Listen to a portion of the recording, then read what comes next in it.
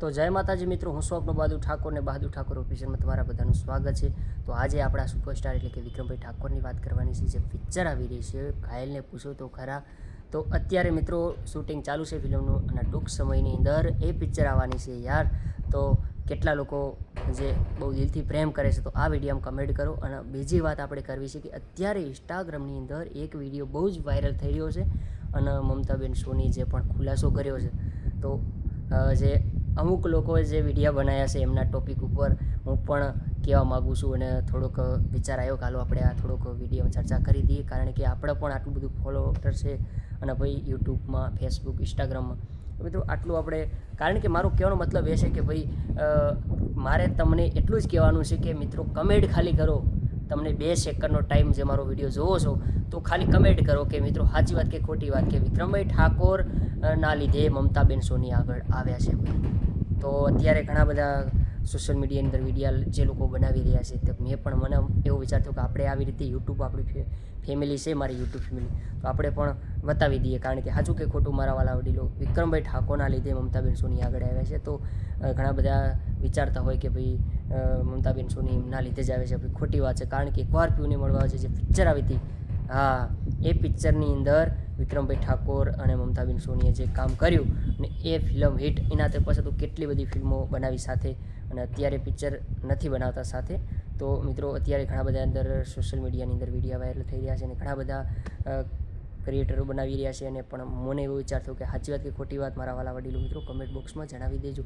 કારણ એ છે કે સુપરસ્ટાર વિક્રમભાઈ ઠાકોરના લીધે જ આગળ આવ્યા છે. હા, તો બીજું તો કાંઈ નહીં યાર. બેવફા પરદેશી જે પિક્ચર હતું, ઘણા બધા એવા પિક્ચરો, રાધા તારા વિના ગમતું નથી, પછી રાધા ઝુલ્લો પહેરી લે મારા નામનો, આમ તો ઘણી બધી પિક્ચરોમાં કામ કર્યું છે. અને ભાઈ આપણા જોડી જે વર્સન કરતા હતા, હા મમતાબેન સોની અને વિક્રમભાઈ ઠાકોરની, પણ અત્યારે એ જોડી કામ કરતોય નથી સાથે મળીને. એટલે મિત્રો મને થોડો વિચાર થયો કે આપણે આ થોડો વિડીયો બનાવવો જોઈએ, કારણ કે ઘણા બધા સોશિયલ મીડિયાની અંદર વિડીયા લોકો બનાવી રહ્યા છે. તો તમારું કેવું શું થાય છે કમેન્ટ બોક્સમાં જણાવી દેજો. હા, તો જે પિક્ચર અત્યારે જે પિક્ચરનું શૂટિંગ ચાલુ છે તમને બધાને ખબર છે.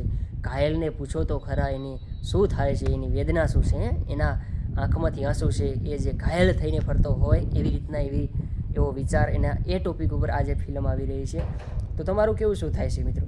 તો જે પિક્ચર કારણ કે એટલી અદ્ભુત બનશે, કારણ એ છે કે જે પિક્ચર આવી હતી ભોળાનો ભગવાન, એ પિક્ચરે તો યાર આખું માર્કેટ ગોંડું કરી દીધું હતું યાર.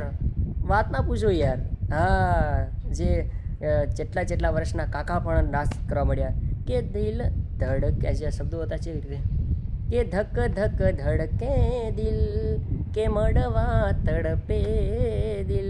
તો એ પિક્ચરમાં જે ગીત આવ્યું તે લોકો યાર ઉપટી પડ્યા. વાત જ ના પૂછો યાર. એટલું તમે યાર, આપણે તો ગયા નહોતા પણ જે વિડીયા જોયા, સોશિયલ મીડિયામાં વિડીયા જોયા અને ઘણા બધા યુટ્યુબની અંદર જોયા, ફેસબુકની અંદર જોયા ને ભાઈ કાકા અને આ બધા નાચવા મળ્યા. વાત જ જવા દો તમે.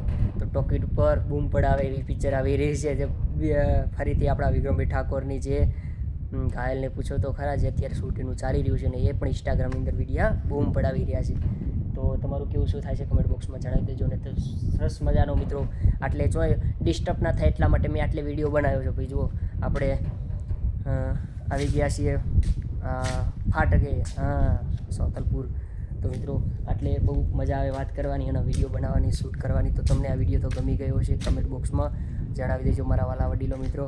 હા, તો આપણે આવા વિડીયો બનાવીશું ટોપિક ઉપર, ને એક ગિફ્ટવાળો મેં વિડીયો બનાવ્યો તો એ તો હવે ખાસું થઈ ગયું છે મારું, તો અઘરું છે યાર, કારણ કે થાય એમ નથી. પણ હવે કંઈક નવીનતામાં આપણે બનાવવાના છીએ.